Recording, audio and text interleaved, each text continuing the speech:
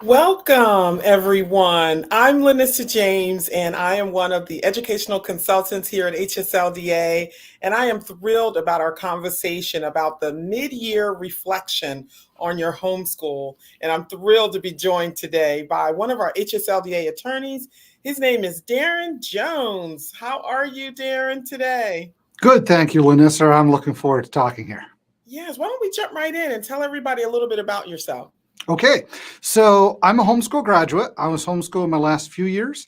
I've worked here at Homeschool Legal Defense Association for over 25 years now. I've worked as a legal assistant and then a litigation attorney, and now a lot of my job is spent helping homeschoolers in various states and especially homeschool group leaders. My wife and I have 4 kids, and we have graduated 2 of them from homeschooling. 2 of them are still being taught at home. And one of those is going to be graduating actually in Richmond, Virginia at the end of this year. So that's pretty exciting. Looking forward to that. Wonderful. And I'm LaNissir James. I'm the homeschool mom of 7. My husband and I have been homeschooling probably almost 2 decades, and we're thrilled. And at HSLDA, I help in the high school office and also in the outreach office.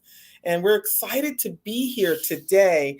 It's called Mid-Year Reflection. So the question is, are you just starting out? Or have you decided mid-year to pull your kids from school to start homeschooling? And we want to be able to come alongside of you today with a great conversation that we hope will facilitate that opportunity for you. So, Darren, if it's okay, I'm going to jump right in on some of the questions, okay? Sounds It's the great. Let's second do it. half of the year. It's the second half of the year. And today we're going to discuss organizing and reassessing your homeschool program. So here's the first question. All right. You're starting off mid-year, Darren. What are some of the things you need to consider? All right. So for this one, I'm going to talk about if your child has been in private school or public school, and now you're going to start the homeschooling process in January, as some of us do. So the first thing that you need to do is you need to know what your state's homeschool law is. And of course, for that, the best way is join HSLDA, and we can help you figure that out. But the reason for that is this. There are some states that require you to file paperwork when you start your homeschooling program. And so, like if you're here in Virginia, where I am, you have to file a notice of intent. In Kentucky and New York, there are various requirements. And then some, you're just going to withdraw your child from that school and you start homeschooling.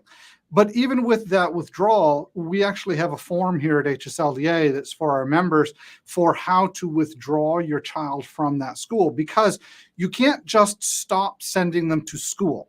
That's not going to work in any state. So that's the first thing, is figure out what your state law is.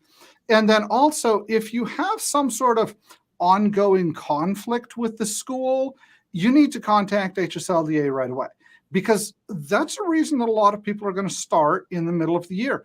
Perhaps it has not been going well for you in the school that your child has been in. Maybe you decide their needs can be better met at home. Maybe there are some medical issues or just life issues, or maybe you've just decided this is what you're going to do. So that's kind of step one, is the legal aspect. Now, another thing that you want to think about, a lot of homeschoolers are concerned about, well, am I just going to be doing this on my own? And my advice to you is no, that's not a great way to homeschool. You should be in a community with other homeschoolers. And I'm not saying that's going to be an every day or every week thing even, but remember, a lot of my job is talking with homeschool group leaders. And so I always encourage new homeschoolers, find out about some of the groups that are near you. Maybe it's a co-op that meets once a week to do a couple classes. Maybe it's a support group to do field trips. My kids just actually were at a homeschool tea party last Wednesday. And so there's a lot that can be done that way. And then, of course, there's the practical nuts and bolts of, well, now what do we do for books? So, LaNissir, you're the consultant. Talk about that. Yeah, so like you said, once you've set up and you're legally set up to homeschool, the how to becomes super, super important. And I know that if it's the mid year, you acknowledge the fact that part of the year has already started. right? So they've already been in progress with probably 7 different subjects in public, private, or whatever school they were in. So you want to consider those. Doesn't mean that you have to do exactly what they were doing, but particularly when we talk later about high school, it could be important for you to have perhaps a transcript or report card of something that tells you what was in progress. You would be surprised how many parents are not even sure what their kids are learning. So it's an opportunity for you to come alongside of that document and say, okay, here's what was going on in history. Here's what was going on in science and in English, et cetera, so that as you begin to pick curriculums, you get clear about what it is that you want to continue. Let me give you some examples. Let's say, for instance, your student has been online the whole time, no books, no paper in your school, and you decide, you know what, that's just not a good format for me at home. I would love to see some old-fashioned books and piece of paper and pencils up. Then that helps you know what kind of curriculum to pick for that. Or vice versa. I'm going to be a homeschooler and I'm going to be on the go. We road school, we do RV school. So sometimes having a mobile device, be able to have the curriculum on it, helps us to navigate our homeschooling around our home. So there's so many different options out there. There's so many different options. So I think the most important part about starting mid-year is grabbing what you did half year, considering what's important. And I know for you too, Darren, right? When you're homeschooling, you make your homeschool center around what's most important for your family, right? Absolutely. And so those are the kind of things. So tell us some of those things. All right. So some of the things that we do for what's important for our family is knowing how your child is going to be learning. And this may take a little bit of trial and error, or maybe through your child's experience, you already know. So I've got one child who's like me. We learn best from textbooks, and we do great with that. And we can read it and we know it. And then I've got 2 others who, if you give them a textbook, their eyes will glaze over the words and retention is very small. But if you discuss it with them, hey, they know the stuff down cold then. So figure out what's going to work for you and then what's important for your family. Maybe it's focusing on basics this year. Maybe, it's middle school and you want to start focusing on getting ready for high school. And there's little dribs and drabs you need to finish up before you start really the high school building blocks. Yes. So, LaNissir, you had mentioned we did want to talk about high school, and that's kind of an important piece for a lot of homeschoolers. So what do you do if you're going to be starting mid-year and maybe it's the middle of 9th grade or something? Just before you start that, I'll say I actually switched schools in the middle of my 9th grade year. I was in a little private school. I went to public school. The public school did not handle the transition all that great, and it took me 3 or 4 months before I really felt I knew what I was doing. So how do you as a homeschooler not let your child have that experience? Yeah, that's a good question, because high school is a puzzle that has to fit together. Unlike the K through 8th grade, you can kind of start a new year after year, and kind of do it all over. But in high school, it's a puzzle, and all 4 years have to go together, simply because we have to pay attention to the 5 core: English, math, science, history, and foreign language if you're college bound. So those classes that you previously took matter as to what you're going to take now. So like you said, if you're in 9th grade and you took, say, algebra in 9th grade, then perhaps you should be in geometry for the next grade.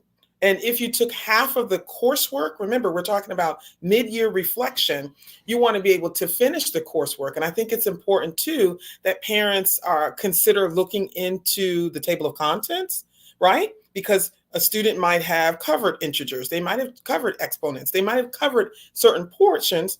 And so just because you're getting a brand new curriculum because you're starting mid-year doesn't mean that you have to do the whole curriculum and start from the beginning. I know your students will be happy that I've told you this, right? Because they don't want to start over. And they spend their time saying, hey, I did this already. So you as a parent can decide where it is that you need to pick up and move forward. And don't feel like you have to finish the whole curriculum. There's always some enrichment. You can kind of have a refresh in the beginning of the new year. It's just really about you putting that puzzle together. And it's also very important as we think about high school credit, right? So if you finished a portion of algebra, maybe the school gives you a transcript, which is important that you have that high school transcript. and it shows that you had 0.5 credits, right, towards that algebra class. Well, you need the other half, right? If not, it seems as if you only finished half of the math class. So being able to put the puzzle of your high school years together really, really is important to the mid-year. So, and then it doesn't also mean that you can't add new classes. I love, Right. how my son has had an opportunity to do fun things like construction management and art classes and environmental science classes. And we're doing an animal science class. And these may be courses that you weren't taking at the school, but you are able to take as a homeschooler. So those are some considerations.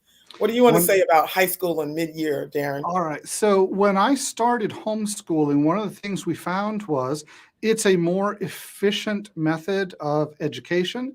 So we often would be done before the public school hours are done. So that gives you extra time to fit things in. Homeschooling is more flexible.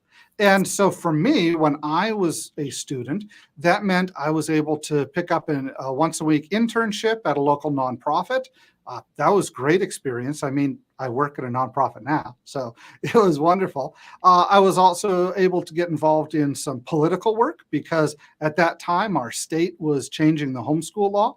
And so that was something I wouldn't have had time to do as a public school student. So if you're just starting in the middle of the year, yes, figure out where your child is, what the building blocks are, how you're going to move forward, but also be open to flexibility. There may be things that you can add that will help your child get a better, more rounded education. I love that. And you're right. And the thing we have to remember is that when you come into homeschool, you almost gain 20 hours a week because you don't have homework, right? No, normally kids are in school all day, they have homework all night. Well, when you're homeschool, it's just that one session, either day, night. It doesn't have to follow the same hours as traditional school. And that's what I love. I know you guys are all watching and you may have questions. We encourage you to post your questions in the comments so myself or Darren can give an answer to your questions. So we encourage you. And also feel free to tell us where you're watching from. We want to know what part of the country you're in, what state are you in, and how long you've been homeschooling, what the grades of your students are. Please share. We would love to know. So here's some tough questions for you, Darren. Yeah. What happens if you're behind, right? So you're coming out of a traditional school, private, public, and you're behind. And you're like, you know what? Algebra just wasn't going well from the beginning. Now what? All right. So there are a couple things to think about here. One is to sit down and try and figure out why it is that your student's behind.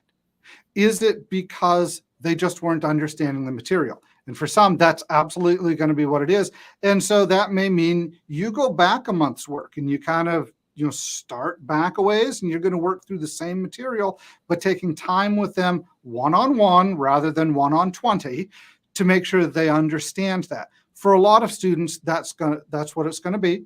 And, you're only setting yourself, back about, 20 lessons or so at that point. So, maybe you end school a little later.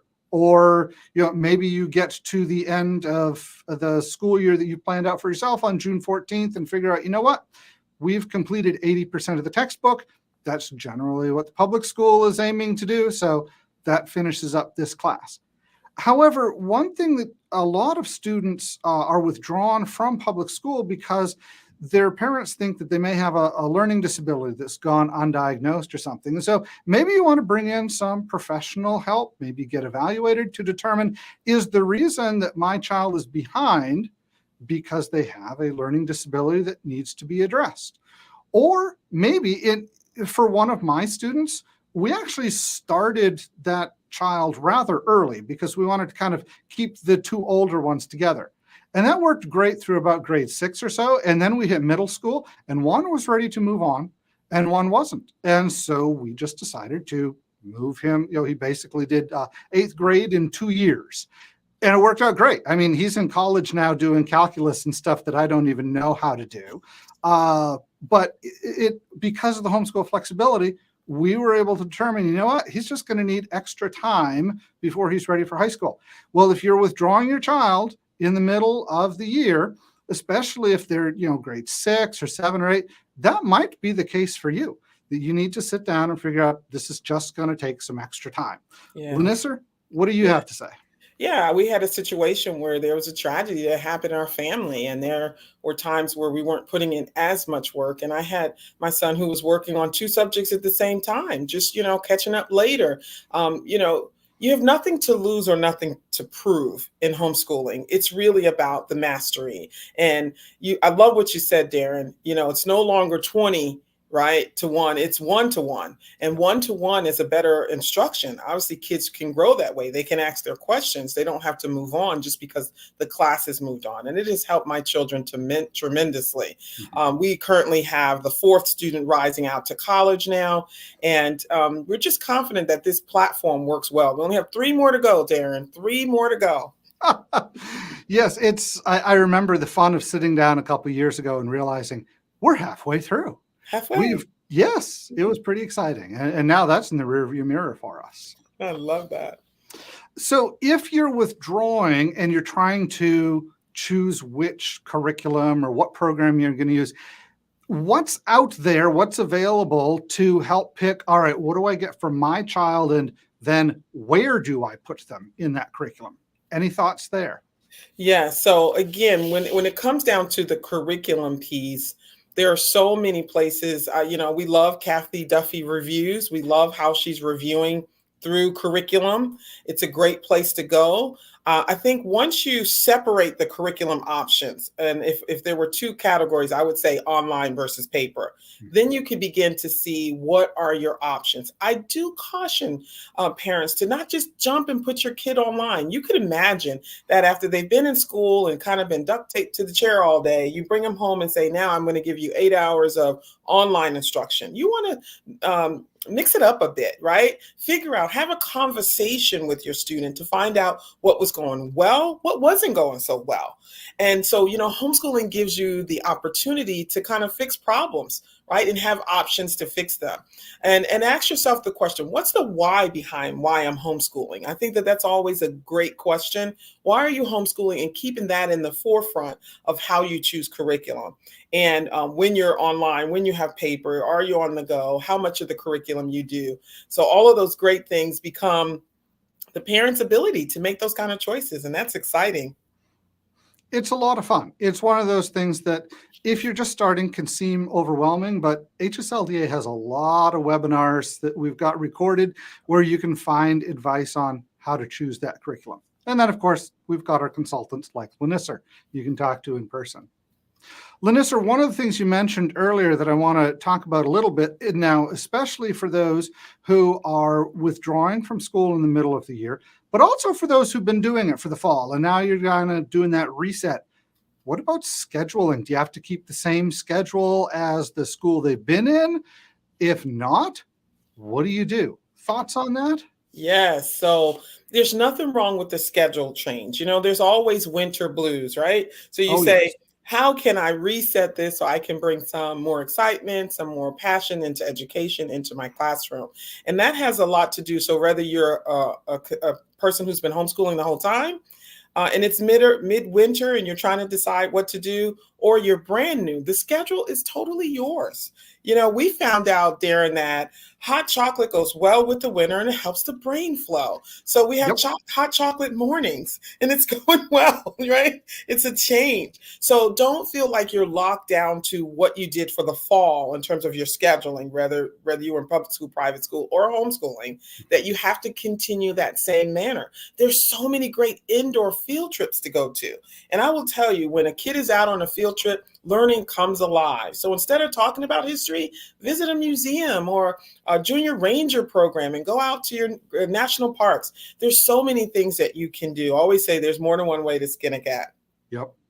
For our family, we found that we tend to be a bunch of night owls. And so schooling for us in the morning generally starts around 11 or so. That's just the way that it works. And then through the afternoon, and then actually a fair amount of the schooling gets done after I get home at night. In fact, when my older son was in high school for 2 or 3 years, most of his work was done between 10 p.m. and 3 a.m. because he was just on that schedule. And for him, it worked. Now, being the lawyer part here, I do have to point out there are some states that have a certain required number of days There are some that actually have a certain requirement of hours. And so if you have questions about that, contact HSLDA. But there aren't any states whose homeschool law says it has to get done between 8 a.m. and 5 p.m. Now, notice I qualified that homeschool law. There are actually a couple tutor states where there are weird rules like that. If you have questions, feel free to contact HSLDA. That's a digression because I am a lawyer geek on stuff like that. I love it. I love it. Remember to put your questions in the chat. We hope that in the comments, we want to hear from you. We want to know what kind of questions you have. We want to know where you're watching from. We would love to hear from you. So let's talk about organization. Is that all right? Sounds good. It's a scary word. We got to talk about organization and record keeping. So give us some tips of some of the things you do to keep everything together. You have multiple children, just like I have multiple children. Things get out of hand. So give me some of your favorite tips on organization. Okay, well, there are two things that worked really well when they were younger. Because the main tip with organization is it gets easier once they get older. At least that's what I found. But especially when they're younger, we got a homeschool planner. It was paper. I had 4 colors of colored pencil. And every Sunday afternoon, I would sit down and do the lesson plans in the 4 different colors for the 4 different kids of this is what you have to do for math on Monday. This is what you have to do for Bible on Tuesday. So it was all written out like that. And as far as time, that was kind of between them and mom, because mom's the one at home implementing the organizational schedule. So that really helped us get organized. And then a couple years later, I actually had a friend design a spreadsheet where I could do the lesson plans, and then it would print off sheets for each child each day, and then they could just check it off once they were done. That's because our family likes paper. I mean, I still am spending Sunday afternoons printing off some lesson plans and stuff. Thankfully, it's not as much. But there are actually apps out there. There's browser programs where you can check off. So for organization, our family has found it very useful to do basically a week at a time. That's how my wife does her menu planning. That's how we do the grocery shopping. That's how we do the homeschooling. 1 week at a time works well for us. So how about you, LaNissir? I love that. We're the James party of 9. It's a lot of us. And so organization has become mandatory, right? I've made it my sweet spot. So I love talking about the subject of organizing. And one of the things we do academically to keep things in order with multiple kids that we homeschool is the binder system. And I love talking about the binder system because I don't know about you, Darren, when paper starts to add up, sometimes papers can get out of control. So I have this system where it's either hole punch or in file 13. Hole punch it, put it in the binder or put it in the trash, because what happens is it's hard to organize. And of course, I live in a state that requires a portfolio review. Yep. And so paper is important for our homeschool here in the state of Maryland. And so we have subjects. So we got Bible, we have science, we got, English, everything that we need, every subject, we have it all in these little color tabs for every year, for one binder for each kid. So each kid gets a 2-inch binder. And at the end of the day, they take that paper, put a hole punch, and put it in the subject that it belongs in. It really just makes our lives really, really easy. If it happens to be more of a scratch paper that they don't need, they know, hey, put it in the trash. And then everything goes together. And then, of course, we eventually want to get rid of some of those papers, and that becomes a legal issue. Like, how long do we have to keep our paperwork, right? That's another reason to call HSLDA and to be a member, because, every state is a little bit different. And so here in Maryland, we love to use the binder system. It's made it easy, and it's almost like a storybook when grandma comes by. Right? How's the school going? They can go run and grab and get their binder and say, hey, here's what I'm doing for Bible. Here's what I'm doing for reading and literature. Here's what I'm doing for science. And here's what I'm doing for grammar. And so it just makes it easy for us. Now, when they get to high school, I love to kind of have a summary. Course descriptions are usually not required in most colleges or university, but as homeschoolers of high schoolers, we always want to have records of our work. So I just kind of have a simple strategy. Listen to this, Darren. This is super simple of how to have a course description and not lose your hair. It's called copy paste. I like that. Copy what the publisher put together, their description of the curriculum, paste it on a piece of paper, and hey, this is what you did for English, and that way you have evidence. Because after a while, you'll have so many kids, if you have a big family, or so many subjects, that you forget what curriculum you used that year. Yep. So Absolutely. that's my hot tip for high school. Anything you want to add on this topic? Well, one thing that I've had to learn to add into those is I've had some of my kids do online programs once they get into high school. And for those, it's actually pretty nice because then the records are all there right in front of you. And if you need to print off paper, like for the Maryland portfolio or something, you can just print off some of the tests or the Canvas assignment sheet to show what was done. That for us has actually cut down on the amount of paper these last few years because as the kids have gotten older, they've moved into more and more online classes. Now, for those of you who are coming out of school during the middle of the school year and you're thinking, well, what do I do for the stuff beforehand?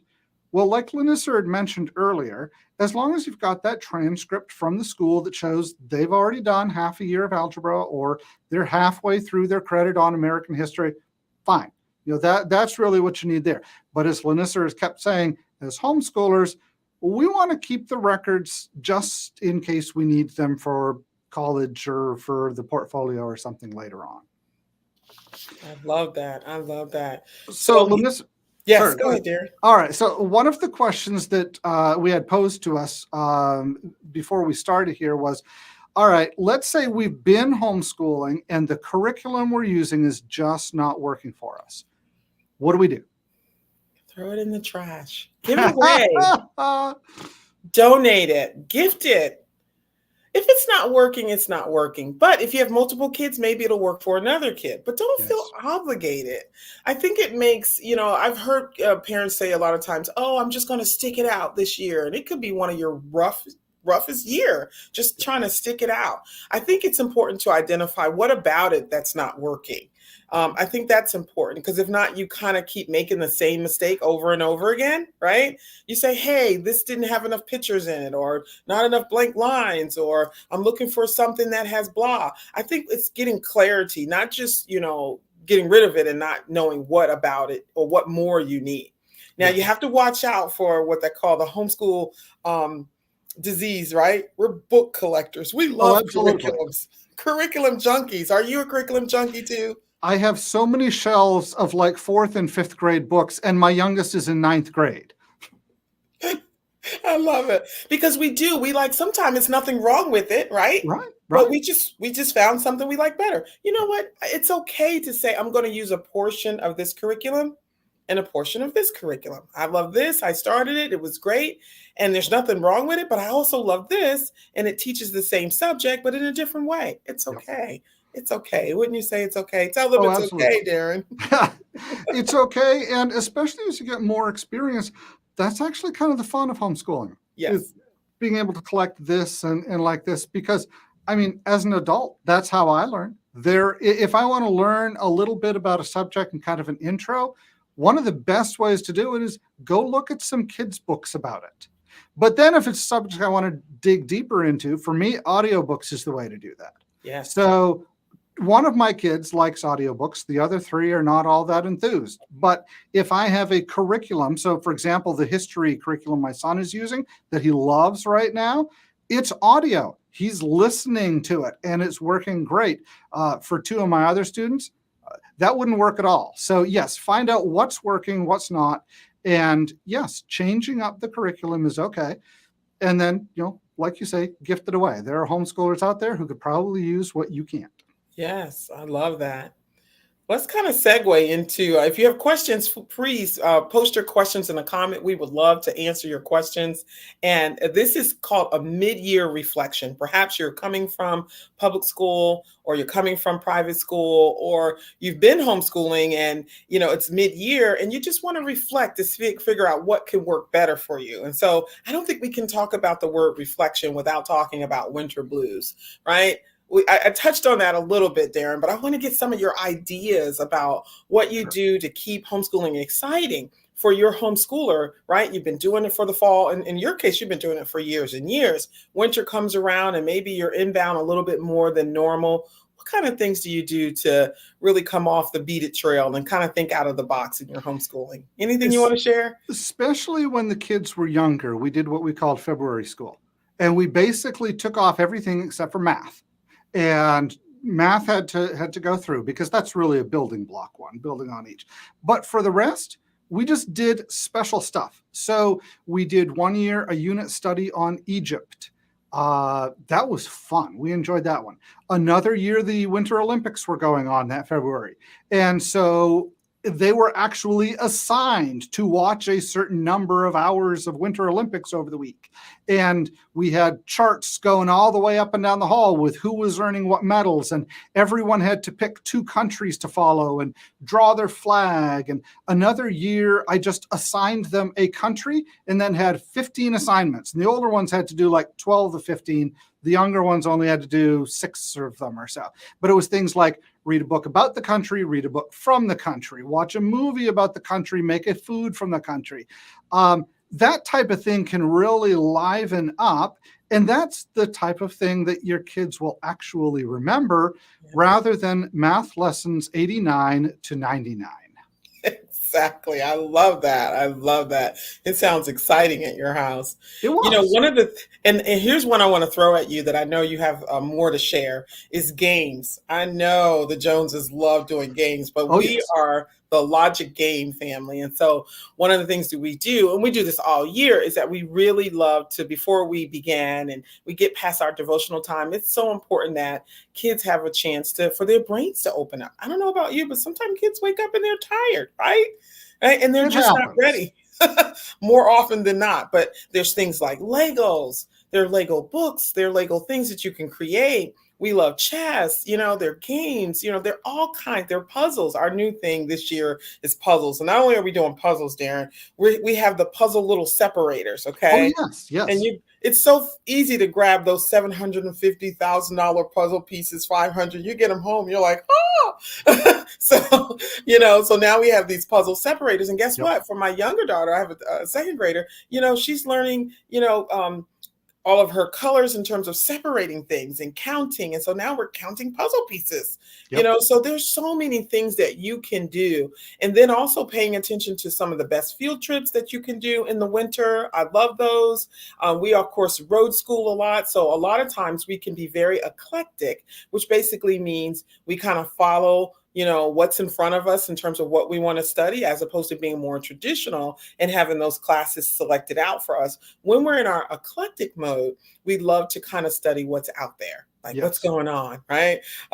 We were visiting our family beach. And so then we were talking about why it is that in Maine, they have lobster all year and it gets cold down here in Virginia and there's no crabs. We're like, let's figure out why, just all kinds of questions that you may have that you can kind of study, and kids will learn in the same thing. They're reading, they're writing, there's probably some arithmetic tied to it. It's all education.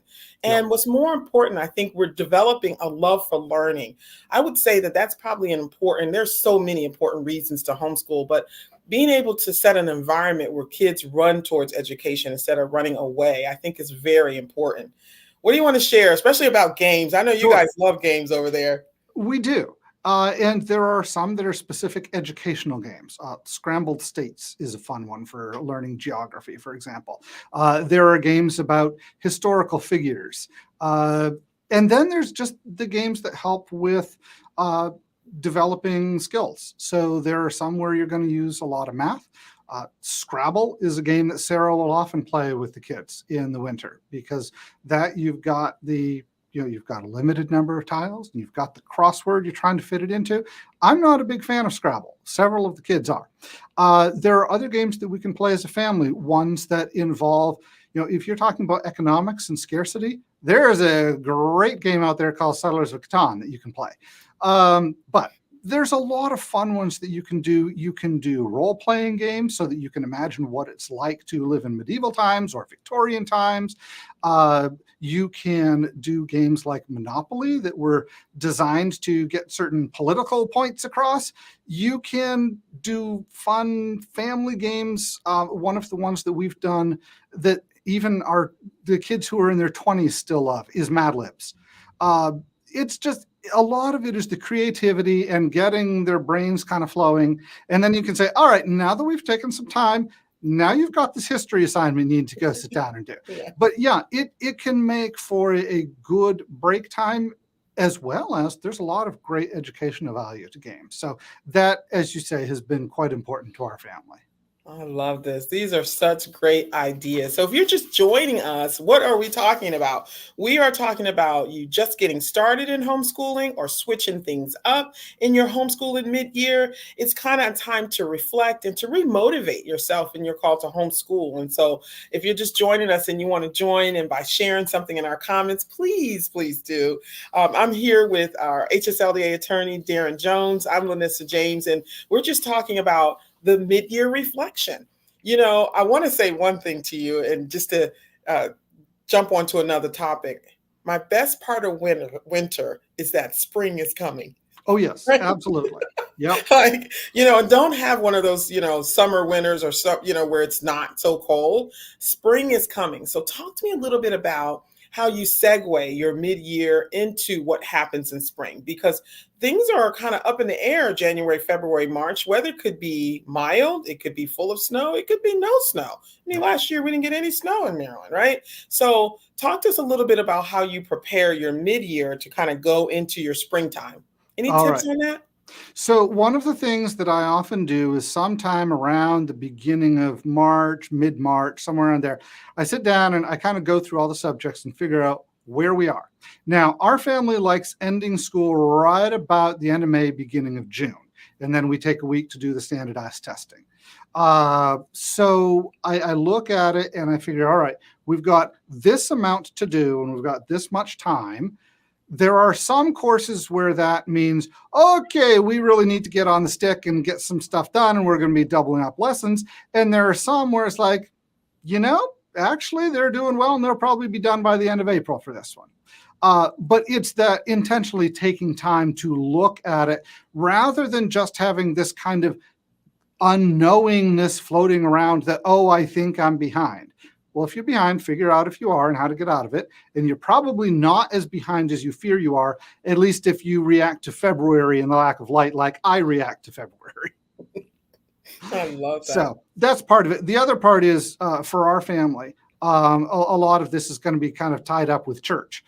You've got the dreary season of Lent that corresponds to the dreary season of homeschooling. And then there's the excitement of Easter, and that's going to help kind of propel you toward the spring and the next month and a half until school finishes up. Yes. And Easter's the last week of March now. So yes, it's an early one this year. Yeah, it's early. Yep. So that's exciting. I know for us, we love to be in the great outdoors. That's just what we love. We're not full-time RVers or part-time RVers. We're anytime RVers. It's become a mobile office for me, and I love it. But we're always anticipating our gardening season where we're out doing some planting. And there's some prep work that needs to happen in order to be able to put out whatever it is that you want to grow. And so now I've been watching videos about how I'm going to, clean up my new flower bed and plant this, blah, blah, blah, blah, blah. You got these great grand ideas, but you do need to order your seeds and get them here. And what kind of ways can I tie botany to this? And what are those curriculums going to be? And how can I prepare the kids with the inside work that it takes in order to plant outside? And so I love the anticipation of spring. Springtime is my favorite time of year. So it's exciting. And also, one thing that we didn't talk about mid-year, I think we can kind of close it with this, is some of the outside activities that you may do in your homeschooling. Are you participating in sports or, 4-H clubs or something? What kind of things do you do outside of the normal homeschool setting? Anything? Right. So there are a few things. And again, this is one of those that's going to look different year to year. I've had kids doing 4-H. And so that's going to be, the inside meetings during the winter. And then you go outside and explore during the spring and the fall. there's often field trips around here that are done at like outside museums. There's a great one down in Stanton that I love going to. And they've got a homeschool day, I think, at the end of March. So it's looking around for things like that. Often where I find it is we've got a great state organization here in Virginia that sends out emails, hey, this event's coming up and this is a homeschool day here. And during springtime, a lot of those are going to focus on the outdoors and things like that. So it's, finding out about it and then making it kind of exciting for your kids, that can be a good way to remind everyone, all right, now winter's done and we're kind of going outside now. I love that. I love that. And I love it that you said your state org can give you ideas. And also, being mindful that a lot of places would love it that you come because it's kind of quiet during the day. You can grab a few friends. And if you don't have a few friends, you can maybe, like you said, find a homeschool day and meet some friends when you get there. And perhaps you're not doing a co-op or a tutorial program. This is a really clever way to kind of connect with other homeschoolers. I know for us in our co-op, we're doing theme days, right? We had an indoor, we're scheduling this indoor snowball fight. We've had the chocolate days, and we have our spirit days where we have different dress up for, different subjects like crazy hair and all kinds of things. That just kind of gives some excitement to homeschooling, and maybe that one day a week that you're out connecting with friends. There's so many good reasons for you to begin homeschooling mid-year. We're here for you to help you here at HSLDA, and we have a wonderful, robust website that has a chock full of ideas of what you can do in all scenarios from K-8 to high school. We have our incredible legal department. Darren, I want to know what kind of closing message you can give everyone about encouraging them to homeschool mid-year and to be happy about it. All right. For our family, we've chosen homeschooling because it's what's best for our kids. And whether you make that decision in August or on Christmas break or at the end of January, it's your child, and you know as the parent what's best for him or her. And so if the answer is homeschooling, and for our family it's worked great, then go for it. Don't wait until, we're going to tough out the rest of the year.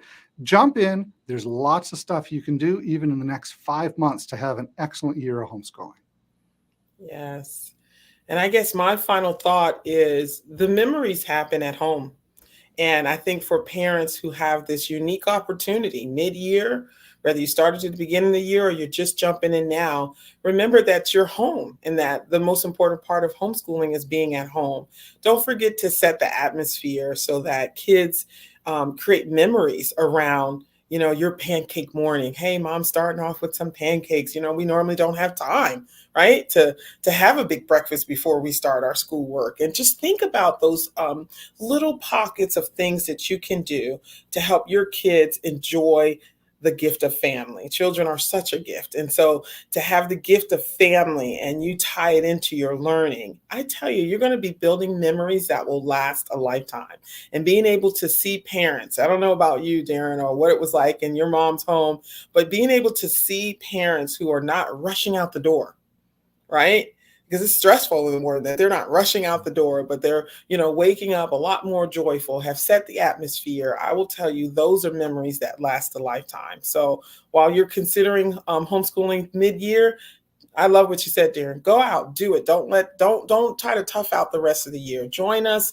We're happy to kind of mentor you along the way. So we want to thank you for watching. And how can they reach us, Darren? Well, the best way is on our website, hslda.org.